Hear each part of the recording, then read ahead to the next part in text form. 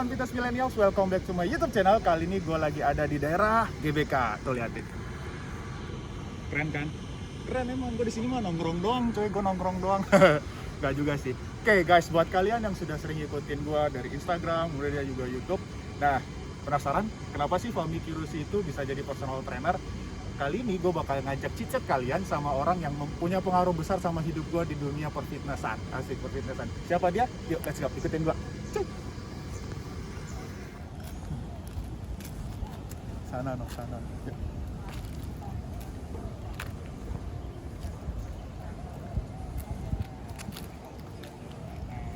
Hai guys. Namaste. Halo kawan millennials, ini siapa? Alia Basalama. Ini Halo Coach Putu. suaranya kenceng dong. Putu, Coach Putu dan Alia. Yuk kita cari tempat ngobrol yang asik ya. Masa berdiri? Yuk, gak enak ya. Siap. Halo kawan millennials, sorry ya gue nyeker. Akhirnya gue ketemu juga dua orang yang paling sibuk di dunia. Iya gak sih?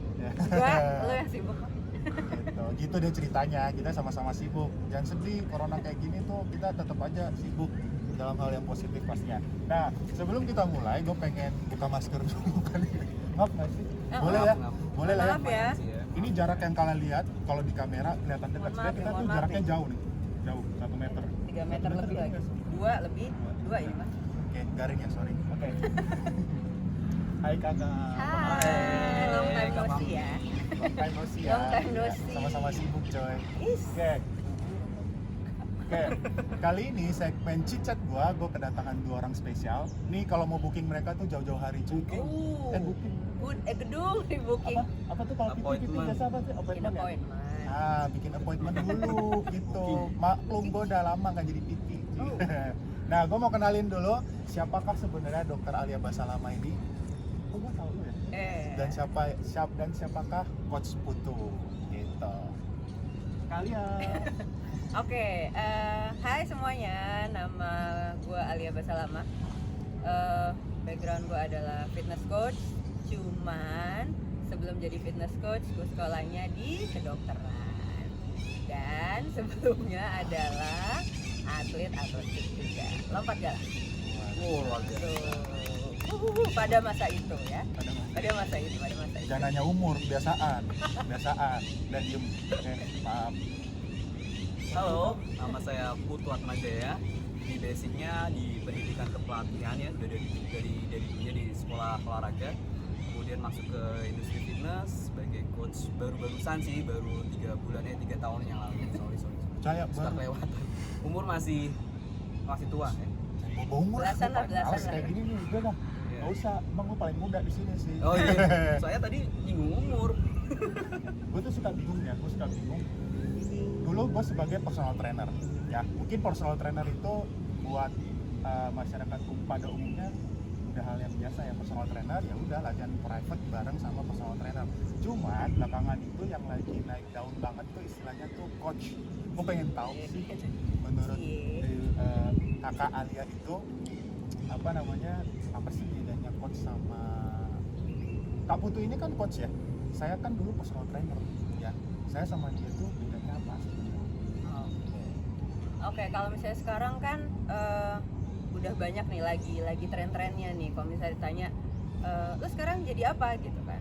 Orang sering jawab, oh gue jadi fitness coach, ya, katanya gitu kan. Semua orang jawabannya sama, jadi fitness coach. Padahal dulu memang kita taunya itu namanya adalah personal trainer. Oke, jadi kayak let's say misalnya gue waktu itu mulai di 10 tahun yang lalu lah ya. Jadi ya udah nggak usah nanya umur lagi. 10 tahun yang lalu kita tahunya itu adalah profesi personal trainer. Okay. Nah, tapi seiring dengan waktu kan namanya juga knowledge nambah gitu kan. Terus abis itu banyak ilmu, banyak insight dan segala macam, sehingga berkembanglah yang namanya profesi namanya fitness coach.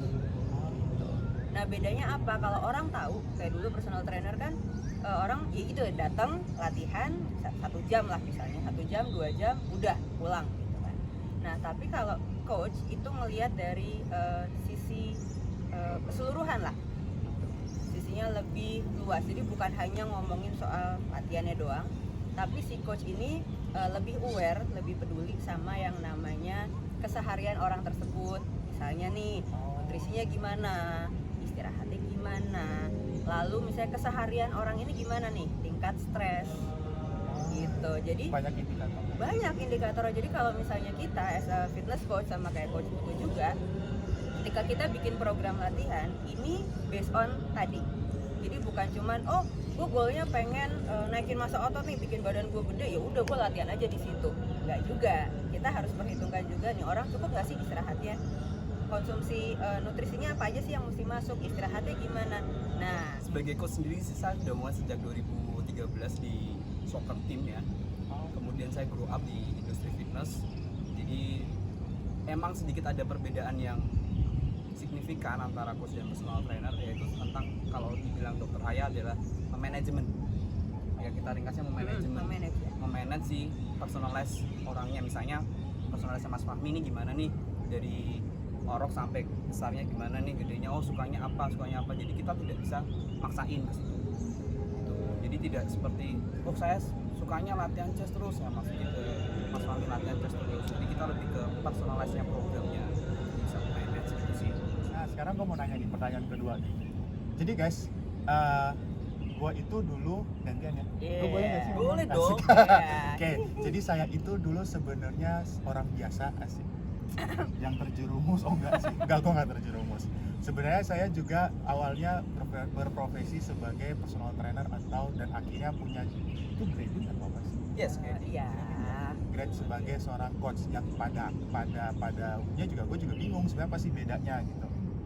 Cuman di standar kita saat itu adalah memang standar yang sudah memenuhi sebagai seorang coach ya. Iya. Dan guru besarnya itu adalah beliau yang maksain gue lari ya kan. Gue kalau inget cerita ini, tekanan darah gue naik lagi, kolesterol gue ntar lagi kambuh nih. Saya dibenci pada saat itu, saya tahu, saya dihina-dina, dikutuk, disumpahin, ya kan? Jadi dikutuk. kakak Alia ini adalah guru besar kami, guru besar saya saat itu. Ya sekarang masih, tapi waktu itu kita berada di payung yang sama. Beliaulah yang yang menciptakan orang-orang seperti saya dalam hal yang baik ya. Lu jangan bercanda, jangan tawa lo. Ya, jadi personal trainer yang profesional pastinya gitu. Saya dari dulu juga belum pernah nanya sih, dia seorang dokter, dia juga seorang atlet, mantan atlet, tapi kenapa memilih jadi menjadi coach. seorang coach Trainer pada saat dan itu. ya sebagai induknya coach. Mamah dari mamahnya. Mamanya anak-anak Jadi nih. kalau ada jadi sebenarnya pas kecil kan emang udah jadi atlet tuh dulu kan. Panjang cerita. Panjang Dari nih. kecil, coy. Iya, dari Oke. kecil ya. Jadi sampai udah nggak kecil nih. Oke. Jadi atlet itu dijerumusin sama orang tua. Oke. Oke. Lalu masuk kedokteran sama dijerumusin. Kalau nggak dibayarin sekolahnya, susah kan? Nah ya sudahlah, masuk lah. Diancam. Nah tapi karena udah lama di dunia atlet gitu kan, ketika selesai sekolah pun akhirnya nggak mau kerja jadi dokter. Akhirnya, nah setelah tadi 2 dijerumusin, akhirnya gue menjerumuskan diri masuk ke fitness. Gitu. Kenapa? Karena gue sih lebih nyaman dengan sepatu kets ya dan baju latihan gitu daripada pakai jas putih kan, tanggung jawabnya gede banget kan. Tahu sih sepatunya mahal. Ya. Iya. Gak usah nggak itu. Iya emang. Bukan sponsor. Sendiri. Oke, terus selain sepatu apa lagi nggak? Oh, nggak ada. Ya?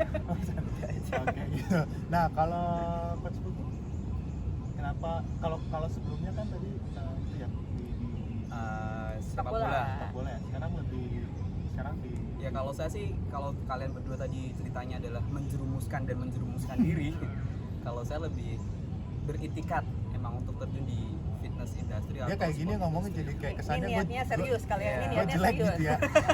Kalau gue waktu itu nggak serius kayak gue masuk Iya, ya. karena gue dari kecil, dari kelas 4 SD udah main bola kan, ya kan. Habis itu terus sekolah juga pengennya main bola, jadi atlet bola, kemudian cedera, jadi pelatih bola, akhirnya jadi pelatih fitness. Jadi udah gue nggak bisa nih apa-apa kalau nggak dari di bidang olahraga kayaknya. Mau masak juga nggak bisa, mau jadi kayak coach Fahmi juga nggak bisa, mau jadi kayak Bu Alia juga Bagus masih ya. proses, ya kan. Tujuannya sih pengen ngejar mamski aja. Gitu sih emang. Gitu sih. Thank you. Oke, kawan milenial, sekarang kita masuk ke pertanyaan ketiga. Sebenarnya gue tuh banyak banget pertanyaan sama mereka. Karena apa? Lagi keadaan kayak gini, challenge-nya tuh sebenarnya berbeda sama keadaan yang lagi normal ya. Betul, Kita banget. lagi pandemi kayak gini. Nah, gue pengen nanya sama kalian sama Kak Putu, sebagai coach di era saat ini, Nah, di saat pandemi kayak gini, itu challenge kalian apa? Untuk melatih atau untuk apa ya namanya kasih apa ya biar orang-orang di luar sana itu tetap mau olahraga. challenge terbesar ya as a coach itu karena memang biasanya kan kita ini ya one on one gitu, kita bertemu muka ya kan, which is kalau kita coaching ini enak gitu loh, ada kalau misalnya kita coaching kita suaranya kelihatan, kita bisa ngebenerin gerakan dengan baik gitu kan, lebih total lah, kita ngelihat kalau orang gerak yang namanya coach itu kan nggak ngelihat dari satu angle doang nih, kita bisa muter segala macam. Nah challenge terbesar sebenarnya di situ. Kalau misalnya kayak kondisi kayak gini, banyak klien gue itu lebih pindah akhirnya shifting ke online gitu. Nah kalau online kan dia nggak bisa nih masangin kamera terus kamera diputerin gitu kan. Gue pengen kalau misalnya dia punya itu ya, ada relnya gitu kan, kayak film kan, terus dia muter gitu kan. Iya, jadi kita lebih gampang tuh ngelihatnya. Challenge-nya sebenarnya di situ, bahwa masih bisa dilakukan, iya. Bukan alasan. Bukan alasan sebagai coach. Jadi masih bisa dilakukan, yes, betul. Cuman kitanya yang as a coach harus pintar-pintar ngarahin. Kalau kita mau ngelihat satu gerakan ini dia perform, dia mesti ngadep kemana. Kalau Coach Putu gimana? Kamu kan ini ya, di grup ya? Ya, jadi sebenarnya sih 11-12 sama Coach Alia ya, cuman kita harus tambahin aja sih, kita harus lebih sabar as a coach dalam coaching. Karena kan kita menguras energi banget tuh, kita harus mikir gimana handle-nya ya kan. Jadi sabar dalam coaching untuk benerin juga, karena kita nggak bisa touch ya kan, kita nggak bisa touch, kita harus dikte-nya itu harus benar-benar spesifik. Misalnya perut angkatnya ke atas dong, nah itu kan kita mikir kan sebagai klien dong ya, jadi bisa dibilang bahwa oke, tolong diangkat sedikit badannya seperti itu, jadi lebih simple ya, cueing-nya lebih simple mesti bener ya, mesti bener supaya dia bisa paham ya. Itu dari sisi coachnya tuh. Kalian pasti penasaran ya, sebenarnya spesifiknya. Kalau kalian nanya sama gua nih ya, yang badannya keren ini ya, gua tuh kalau ditanya, gua masih pantas nggak sih dipanggil coach? Pantes Gua butuh pengakuan. Enggak. Jadi kalau misalnya gua wih, banyak figuran nih. banyak figuran. Mahal. Tapi ini susah loh didapetin. Emang. Ya kan, berarti masih asri Ya lingkungannya. infame juga ya. Oke, dia yang ngikutin gua tuh mulai dari orang tua, anak-anak muda. Mereka tuh nggak cuman suka strength training. Kadang kalau sama gue juga kadang suka request latihan ini dong, flexibility aja dong, gitu-gitu. Nah kalau Kak Alia itu spesifiknya lebih ke apa? Ada Kalau- spesifikanya oke. atau all in? Sebenarnya kan kalau misalnya kayak goal bisa banyak ya gitu kan, kayak tadi ada misalnya mau weight loss kan, misalnya lebih prefer strength training, cuma kan semua tergantung sama goal ya kan, apa yang kita Dari lakukan. Misalnya nih kayak lo tadi kan sukanya strength training, emang karena emang goalnya adalah pengen punya lean muscle mass ya dong gitu kan, tapi kan balik lagi kita lihat goalnya nih orang apa. Kalau misalnya kayak gue sendiri lebih ke wellness, jadi kalau wellness ini kan bukan cuman masalah badan bagus gitu kan, atau performance-nya keren. Kalau performance keren nih jagonya gitu kan, lebih spesifik ke situ. Thank you. Kalau gue lebih ke wellness, jadi lebih kepada awareness orang untuk ngejaga tubuh dan lebih ngehargain tubuh kita sendiri gitu. Jadi lebih kepada hidup jauh lebih enak gitu kan, lebih nikmatin hidup. Terus abis itu untuk keseharian juga jauh lebih bisa menikmati gitu, mau ngapain aja gampang gitu. Lebih ya intinya sih sebenarnya buat menikmati hidup gitu, lebih ke wellness. Jadi sebenarnya kadang tuh saya suka nemu di jalanan online, sosial media maksudnya, jalanan online gitu. Jalanan Itu online. gang nomor berapa? Iya, kalau di atas itu kan kayak berasa jalan tol. Nanya suka senak jidatnya, Oke. ya kan. Jadi mereka tuh suka berasumsi gini, latihan olahraga itu fitness. Oke, fitness itu cuma bisa ngebentuk badan. Oke, fitness itu cuma bisa main mesin. Enggak juga coy, enggak juga. dong. Serius deh, yakin deh sama gua. Tapi jangan percaya sama gua, sama mereka. Enggak serius. Jadi sebenarnya fitness goals itu banyak. nggak Iya, cuma banyak mungkin ini hal yang baru buat kalian ya, tapi ini expertnya langsung. Dia guru besar gue selama hampir 5 tahun. 5 tahun gue berguru sama dia sampai gue dapetin gelar NASMCP itu tuh. Kalau kalian penasaran itu apa, kalian bisa browsing dan Google sendiri, gue malas jelasin ya. Gitu, oke. Nah, kalau Coach Putu sendiri, Kalau saya lebih ke performance ya, dan spesifikasinya lebih ke soccer ya. Jadi bener kata Anak bola. Coach Fahmi di sini, Mas Fahmi di sini. Iya, Emang Mas dia Iko. emang pantas dipanggil coach sih. Saya juga belajar dulu sama master saya ini, Hey, master. garis kan? Saya anak sebuah. Jadi soccer ini saya lebih ke spesifiknya, bahwa banyak orang dari dulu termasuk saya sendiri ya, latihan itu pasti cuma lari muter lapangan, trapping. Ternyata semakin meningkatnya zaman, semakin meningkatnya era, ya, semakin meningkatnya tangga, ya, ternyata fitness ini dibutuhkan. Ya, Jadi nggak jalan sendirian. Ya, jadi kayak weight training itu dibutuhkan, terus functional training dibutuhkan, flexibility training dibutuhkan. Nah, di sini saya mencoba untuk menjadi orang yang membantu supaya performanya si setiap pemain ini optimal. nah Gitu. mereka ini orang yang siap membantu. Jadi buat kalian yang mau dibantu sama mereka itu pro. Jadi gini, gue nggak ini ya, bukan mau mengintimidasi atau negative thinking sama personal trainer di luar sana, tidak sama sekali. Tapi alangkah baiknya ketika kita sudah udah ngecap diri kita sebagai personal trainer atau seorang coach, ada baiknya kita yang seprofesi ini mendalami lagi ilmunya, benerin lagi knowledge-nya dengan cara-cara tidak kalau bahasa kita tuh mangkisi mangkidu ya. Ini badan dilatih dan dia akan jadi.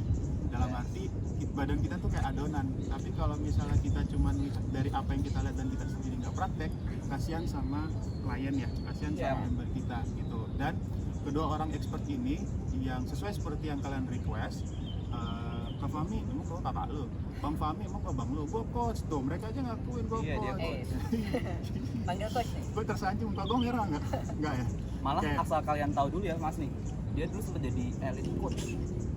Tuh, nggak ingat elite coach? Tinggi banget oke. Tinggal daerah PIM kali ya. Elit. Sekarang anak kos-kosan coy. Enggak sih. Nah, ngomong apa ya? Oke. Jadi ada baiknya kalian ketika memutuskan buat memakai jasa seorang coach atau personal trainer, alangkah baiknya kalian juga sudah mengenal siapa dia. Mereka berdua ini orang-orang yang sangat rekomen karena kalian kalau sering lihat Instagram gue pasti ada gue foto sama mereka dan itu di mana. Nah, pertanyaan terakhir gue buat mereka. Suka dukanya ketika kalian harus ngajar klien. Bahasa elit kita itu klien alias member. Kalau misalnya ada orang yang kekeh sumekeh sama latihan itu harus selalu dengan memakai mesin, menurut dua orang expert ini gimana? Biar kebuka nih, biar ke rukiah nih, kita anggapnya lagi anggapnya kita lagi di rukiah ya. Sumpah deh. Gini nih Dong, ceritanya diginiin tuh dong. Baru tahu nih ada rupiah. Soalnya gue tuh gemes banget sama orang-orang yang suka nanya. Masih banyak emang. Banyak. Gila, gue kalau school itu nggak ada yang nanya, tapi gue jawab aja. Enggak sih, banyak banget yang cuman pikirannya tuh, ya gue nggak bisa latihan, ketemu badannya kurus, terus bilang, iya soalnya gue nggak pernah latihan lagi di tempat gym, jadi otot gue nyusut. Nah, nih, dapatkan jawabannya langsung sama Coach Alia dan Coach Putu. Coba kalian kasih pencerahan ke mereka. Orang yang kekeh jumekeh itu harus pakai mesin. Iya. Oke. Di otak dia mesin aja, kalau bangun otot tuh mesin.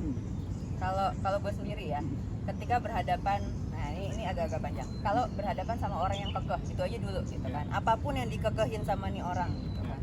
Gue akan selalu nanya kenapa dia pikirannya kayak gitu. Nah, kenapa lu? Gue akan nanya dulu alasannya apa. Kok lu cuman berpikir bahwa gue nggak bisa kok nggak pakai mesin. Emang kenapa harus pakai mesin? Dulu babang gue di Toge Gym suruhnya itu, Bu. Nah, Lu ya kan? begaulnya kurang jauh. Berarti dia punya experience, ya dong. Jawabannya dia based on experience. Nah sekarang kalau misalnya dia sudah punya experience kayak gini, orang kan kalau tendensinya, kalau gue udah berhasil dengan A, berarti gue yang lakuin A doang, gitu kan? Iya. Iya nggak? Gitu. Nah sekarang kita, ya nggak, kita rubah dikit. Mau nggak kita coba kasih experience yang beda? Oke. dia punya experience, terus kita nggak tiba-tiba bilang enggak kok Pak bisa. Kalau kita kekeh, dia kekeh dengan pendapatnya dia, dan kita kekeh sama pendapatnya kita, alhamdulillah kagak bakal nyampe. Ya dong, akhirnya berantem, pulang gitu kan. Gue kesel sama dia, terus katanya member, gue juga kesel, nggak cocok gue sama dia. Karena apa? Ibaratnya ini kan namanya klien sama personal trainer atau coach, ini harus punya yang namanya komunikasi. Ini harus nyambung, itu syarat utama. Satu kalau frekuensi ya ya maksudnya. itu syarat utama kalau lo bekerja atau bekerja sama. Jadi cobain dulu nggak, memang nggak langsung tiba-tiba kita pindahin gitu kan. Oh iya Pak harus pakai mesin, oh ya udah, atau oh nggak bisa Pak harus begini, menurut yang saya baca bisa kok kan. Emang Pitinya pintar ceritanya dong, banyak baca, terus dia kekeh jumekeh sama apa yang dibaca gitu. Nggak bisa juga, jadi emang harus ada Step by step. nantinya dia pelan-pelan bisa turun, dan yang ini bisa dapetin, dia ini mencoba ngasih experience baru sehingga nanti bisa match, ketemu di tengah. Ya, jadi Gitu. gini teman-teman, elemen dalam membangun sebuah impian asik. Wih, makin maghrib makin ngawur gua. Jadi gini, kalian itu jangan mindsetnya itu serius. Mereka mindsetnya tuh kalau bikin badan itu otot aja dipikir. Joy, badan kalian tuh ada joinnya. Join tahu nggak? Join. Saya join bro. Ada tulang, ada sendi, ada apa lagi? Ada otot. Ada Ya, syarafnya. ada sarafnya gitu. Jadi jangan cuma, kalian pernah lihat Robocop? Kalau jalan kayak apa? Butuh jalan. Banyak yang gitu. Maksudnya bukan sana poinnya. Kalau gue pribadi ya, tuh elemen fitness itu banyak, elemen di badan kita itu banyak. Alangkah baik dan indahnya badan kalian tuh terlihat sebagai manekin, seperti manekin. Kalau gua, manekin tuh kalau dilihat tuh badannya nggak biasa aja loh. Tapi muscle kalian itu, tapi kalau dia pakai baju keren kan? Ya, Kalau nggak pakai baju kan? rata. Maksudnya proporsional. Proporsional. Terus muscle yang kalian bangun itu seperti atlet-atlet gimnastik nih. Jadi apa? Kalian tuh ototnya solid, keren, tapi kalian juga lentur, Bisa bergerak bisa dengan bergerak. baik. Jadi maksudnya Coach Alia itu sebenarnya bukan berarti kalian nggak boleh latihan, kalian harus latihan mesin terus, atau kalian nggak boleh latihan mesin terus. Nggak, banyak elemen tadi yang seperti saya bilang gitu. Dan semuanya saling mengisi. Dan saling mengisi. Nggak ada latihan yang hanya ini nih yang paling benar, ini salah. Nah di fitness itu nggak ada. Nah, itu poinnya. Nah, menurut Coach Putu gimana? Kalau menurut aku sendiri sih, untuk membangun massa otot nggak cuma dari mesin ya. Kembali lagi bahwa fitness is gray, tergantung gimana kita mau naruhnya. Ya, Ya. betul. Sekarang kita main mesin terus nih guys. Terus teman-teman semua yang di sana tidurnya jam 2 pagi karena main PUBG. Atau kalian semua makannya Indomie. That's nonsense. Itu juga kayaknya. Itu susah sekali. Apalagi kalian yang di sana baru tahap memulai. Nah, kembali lagi bahwa untuk tahap memulai harus step by step kita bareng-bareng belajar. Jadi mesin itu bagian daripada proses. Nah, bagian dari proses berarti masih banyak lagi Masih ada poin-poinnya, proses-proses itemnya, lain. proses yang lain. Itu sih. Maka dari itu di fitness, jadi namanya juga proses, tidak ada yang Instan. Kayak itu. Ya kawan milenials, gila ya, kalau ngomongin soal fitness itu nggak ada habisnya. Karena apa? Kalau kalian sudah ketemu sama orang-orang yang expert, kalian pasti bakal punya banyak pertanyaan yang selama ini kalian asumsi sendiri. Mungkin kalian sering lihat di YouTube, kalian sering ketemu sama orang-orang yang di jalan yang salah juga ya. Sama kok, gue juga dulu di jalan yang salah gitu. Tapi ketika gue ketemu sama orang-orang yang benar, mereka benerin nih hidup gue dan pola pikir gue. Akhirnya gue punya banyak pertimbangan, gue punya banyak ilmunya juga. Akhirnya gue kembali ke jalan yang benar, dan ya kalian bisa lihat badan-badan orang-orang yang ngomong ini bukan badan-badan yang asal ngomong gitu. Oke, gue pengen kedua coach ini Alia, kira-kira apa yang pengen disampaikan sama teman-teman kawan fitness milenial di luar sana? Oke, pesan gue sebenarnya buat kawan fitness milenial adalah satu, ketika kita berolahraga, latihan gitu kan, lo latihan karena lo menghargai badan lo, ya kan? Berat kan omongannya ya? Dalam. Kenapa? Ini masalah penghargaan atau penghargaan diri ini. Satu, lo butuh badan lo ini dalam berapa puluh tahun ke depan. Ya dong, ini kan aset lo. Iya. Apapun yang lo lakukan, misalnya lo bekerja di fitness atau lo bekerja di sport gitu kan, atau lo bekerja dimanapun, lo membutuhkan aset lo ini. Ini aset lo satu-satunya, which is memang harus dijaga. Dengan cara apa? Caranya banyak. Salah satunya olahraga. Cara keduanya adalah jaga gaya hidupnya. Bukan cuma olahraga doang, tapi juga tahu kapan lo harus istirahat. Ini yang kadang-kadang kita yang lagi hobi-hobinya fitness gitu kan, kadang-kadang lupa bahwa dia fitness mulu, lupa dong sama recovery atau restnya. Jangan pernah lupain itu, karena badan ibaratnya kayak tanaman, ketika dia habis tanahnya udah digemburkan, tanamannya dikasih, habis itu dikasih pupuk, ya kan, habis dikasih pupuk apa, didiemin dulu kan, ada saatnya supaya dia bisa grow, sama kayak badan tuh. Jadi jaga baik-baik, banyak caranya. Nah tapi ingat tadi gitu kan, cari caranya yang baik dan benar gitu kan, jangan sampai belok ke jalan yang sesat. Karena kalau kita ngomongin soal jaga badan, investasi masa tua, itu tuh balik lagi sama yang namanya efisiensi waktu ketika kalian lagi ngejar target atau goals kalian gitu. Kalau misalnya kalian udah ketemu dan ngobrol dengan orang yang memang sudah